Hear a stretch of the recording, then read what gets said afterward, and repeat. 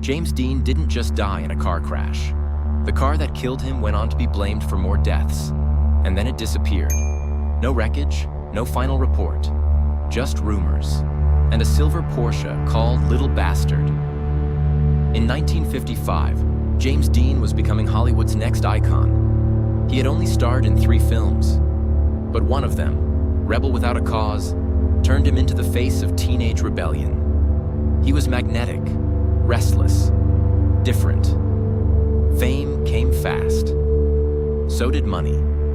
And Dean loved one thing almost as much as acting: speed.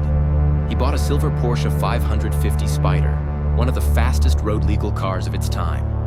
He had the number 130 painted on it, and he gave it a name: Little Bastard. It would become one of the most infamous cars in history. September 30th, 1955. Dean is driving north from Los Angeles to Salinas, California. There's a race that weekend. He plans to compete.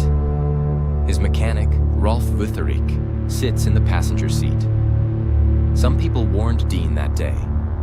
Actor Alec Guinness reportedly told him the car looked dangerous. A mechanic advised him to take it easy. Dean didn't listen.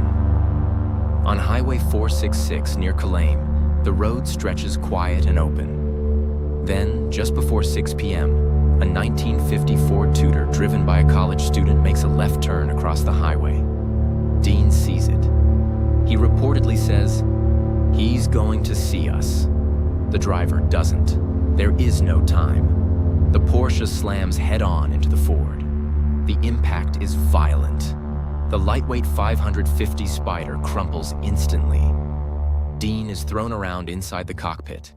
His neck snaps. His body is crushed under twisted metal. He dies almost instantly. He is 24 years old. Wütherich survives, severely injured. The driver of the Ford walks away with minor injuries. And just like that, Hollywood's brightest rising star is gone. But that's where the story takes a turn. The wrecked Porsche isn't destroyed. It's sold, purchased by custom car builder George Barris. Barris plans to use it in car safety exhibitions. But strange things begin happening almost immediately. While unloading the wreck from a trailer, the car slips. It crushes a mechanic's legs. The damaged engine is later installed into another race car. That driver crashes during a competition. He dies. Another racer buys parts from the Porsche. He loses control of his vehicle. Serious injuries. Even the tires reportedly burst without explanation. Then a fire breaks out in a garage where the remains are stored. Everything burns, except the Porsche. The shell survives, intact. Rumors start spreading. Was the car cursed? Or was it just coincidence, amplified by tragedy? In 1960, the wreck is shipped to a safety exhibit in Florida. It never arrives. The transport trailer reaches its destination. The car is gone. No confirmed explanation, no recovered parts. It simply vanishes from history.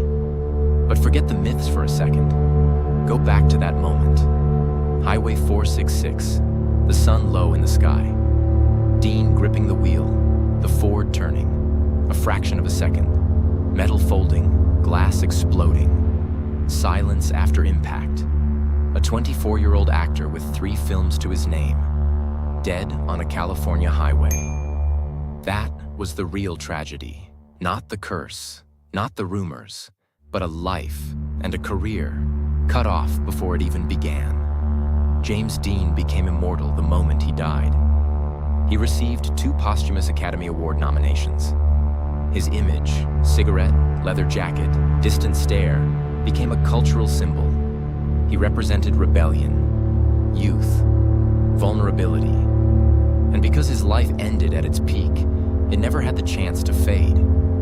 The legend froze in time. As for Little Bastard, some say it claimed 7 lives.